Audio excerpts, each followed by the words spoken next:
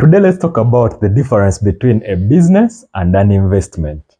The two are synonymous, but do not necessarily mean the same thing. A business usually requires you to invest way more than an investment. You're required to invest energy, time, financial resources, emotions to make sure that you grow your business from a startup to a thriving company that can give you high returns. In a business, it is not a matter of throwing capital and waiting for returns. No, you need to create value for your customers almost on a daily.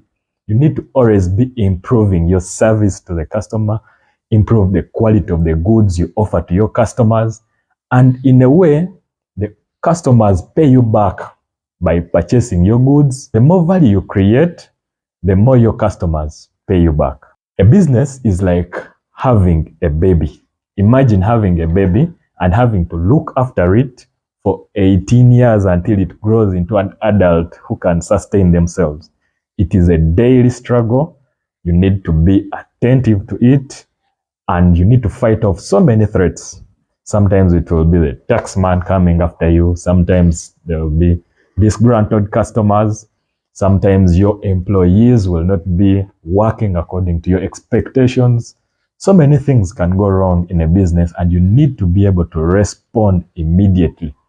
This is why the potential for return is much higher than an investment because your input is also much higher than in an investment. On the other side, you have investments. Usually investments require you to contribute capital and sit back, wait for returns at the end of the month or at the end of the year. This could be in purchasing government bonds. You lend money to the government, they'll pay you back with an interest. It could be buying shares in another company. All you're doing is contributing money and someone else is running the company. There's a whole team of executives responsible for making sure that your money earns you a good return. Or it could be investing in rental units or commercial buildings where you have tenants paying you money every month. So in that way, an investment requires you to put in much less than a business. Sometimes you have a well-paying job, you love your job and you would not want to quit, but you would want to do something with the money you earn. It is advisable to invest in an asset that does not require your daily involvement to give you a return. Returns on investments are usually much less than the returns in businesses, and you require a long time horizon to have a big impact. However, because you're investing much less than in a business, it's okay to give it 10, 20 years. Within those years, you will notice that the investments you've been making consistently have made you very wealthy. And even if you run a business, it is good to get some of the proceeds you get from that business and invest them in other assets that are able to multiply that money over time without your daily input.